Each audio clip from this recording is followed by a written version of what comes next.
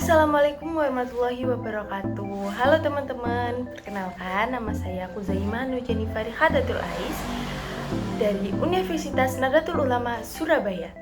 Di sini saya akan menceritakan atau menjelaskan tentang bagaimana cara kita sebagai calon seorang dokter yang baik di masa depan agar bisa memberi pelayanan yang baik dan juga menjadi dokter yang baik untuk menangani pasien dan juga masyarakat umum yang sudah tercantum dalam 4 prinsip dasar fundamental bioetika kedokteran.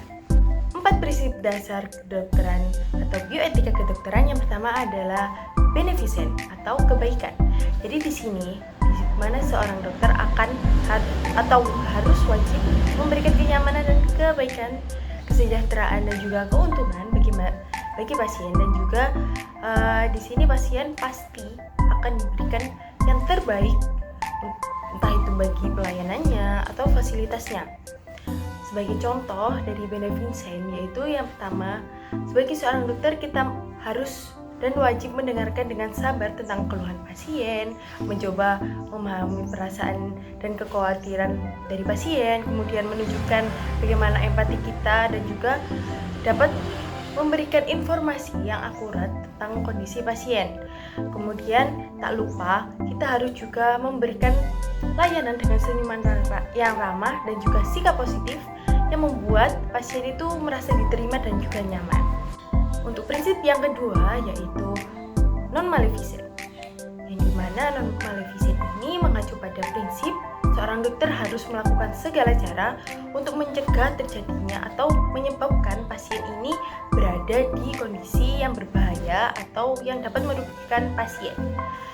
Yaitu contohnya seperti dalam penggunaan prosedur keamanan, seorang dokter itu harus memastikan bahwa prosedur medis yang direkomendasikan oleh seorang dokter ini tidak menyebabkan cedera atau kerugian bagi pasien. Kemudian dalam pemilihan pengobatan yang tepat, seorang dokter harus dapat memilih pengobatan atau terapi yang memiliki resiko atau efek samping yang paling minimal dan dapat memberikan manfaat terbesar bagi pasien. Kemudian seperti yang ketiga, contohnya seperti pencegahan kesalahan medis, yaitu dengan cara melakukan langkah-langkah untuk mencegah kesalahan medis, termasuk bagaimana komunikasi yang baik antara tim medis dan juga seorang dokter tersebut. Kemudian kita harus meminimalisir miskomunikasi antara memverifikasi identitas pasien dengan benar dan juga harus mencatat informasi medis dengan akurat. Next, untuk prinsip yang ketiga yaitu prinsip autonomi, di mana prinsip autonomi ini mengacu pada hak pasien atau hak otoritas dari pasien. Jadi di sini seorang dokter harus bisa menghargai segala keputusan pasien, baik itu dari keluarganya ataupun dari pasien itu sendiri.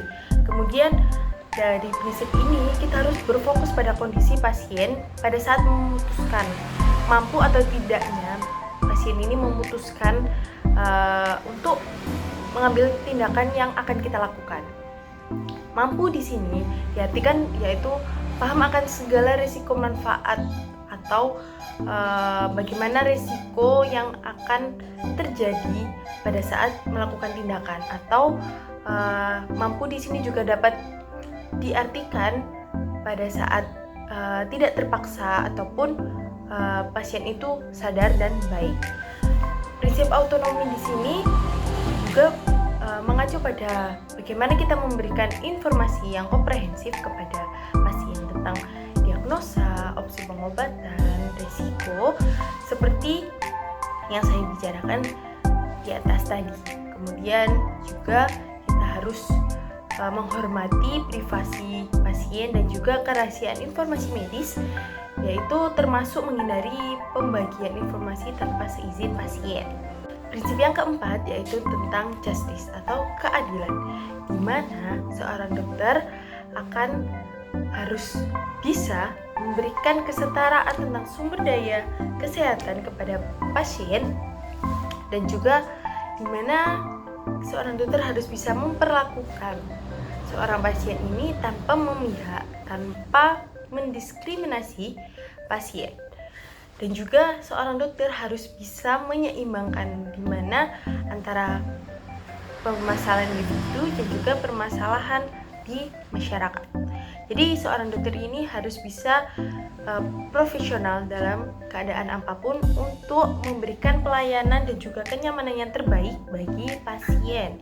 Kemudian pada prinsip ini juga kita harus bisa memberikan prioritas sesuai dengan kebutuhan.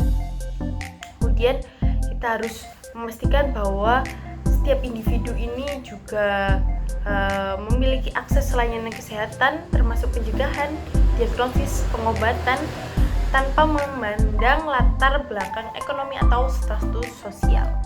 Mungkin itu saja penjelasan dari saya. Kurang lebihnya mohon maaf. Jazakumullah khairan katsiran. Wassalamualaikum warahmatullahi wabarakatuh. Bye, see you next time.